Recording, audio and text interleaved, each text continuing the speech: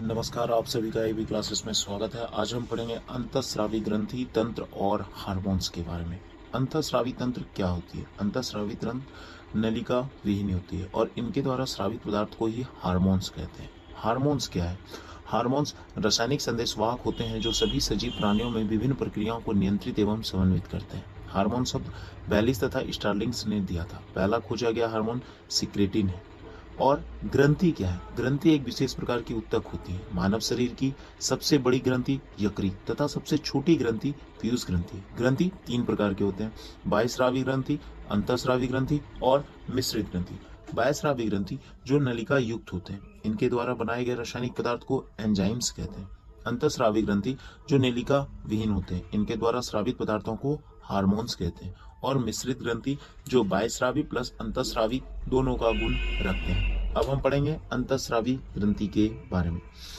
Pineal ग्रंथि, hypothalamus ग्रंथि और पीयूष ग्रंथि, ये सारे अंतःस्रावी ग्रंथि मस्तिष्क में पाए जाते हैं। अपटू ग्रंथि गर्दन में, गले में। प्रावटु ग्रंथि थायराइड ग्रंथि के पीछे अर्थात अपटू ग्रंथि के पीछे। थाइमस ग्रंथि छाती में। अग्नाशय ग्रंथि पेट और छोटी आंत के बीच में। अधिवृक्क ग्रंथि ये किडनी अर्थात वृक्क के ऊपरी सतह पर। अंडाशय महिलाओं में तथा वृषण पुरुषों में कमर के नीचे पाया जाता है। अब हम पढ़ेंगे पीनियल ग्रंथि के बारे में। इसके कुछ उपनाम हैं, जैसे मानव शरीर की तीसरी आंख, मानव शरीर की जैविक घड़ी। इससे मेलाटोनिन हार्मोन्स का स्रावन होता है। इसका मुख्य कार्य नींद को प्रेरित करना तथा मेलाटोनिन हार्मोन के साथ मिलकर त्वचा के रंग को प्रभावित करना होता है। अब हम पढ़ेंगे हाइपोथैलेमस ग्रंथि के बारे में।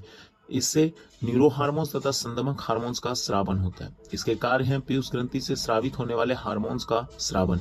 इसलिए हाइपोथैलेमस को masters of a masters gland भी कहते हैं। शरीर का संतुलन, शरीर का तापमान, शरीर का नियंत्रण, भूख प्यास, नींद इत्यादि का नियंत्रण किया जाता है इसके द्वारा। अब हम पढ़ेंगे एक महत्वपूर्ण ग्रंथि पीयूष ग्रंथि के बारे में। इसका निकनेम है master gland, hypophysis, orchestra of a human body.